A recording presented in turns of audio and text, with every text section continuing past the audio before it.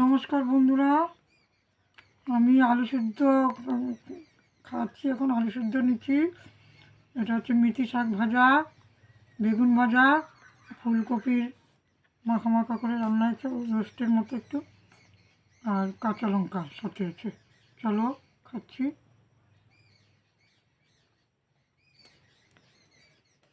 কত বড় ডাল।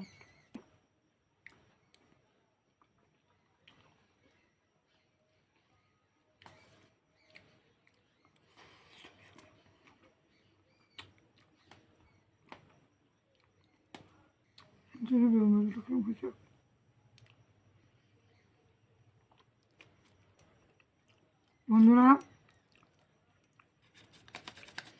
তোমাদের ভালো লাগলে তোমরা সাবস্ক্রাইব লাইক করে দিও।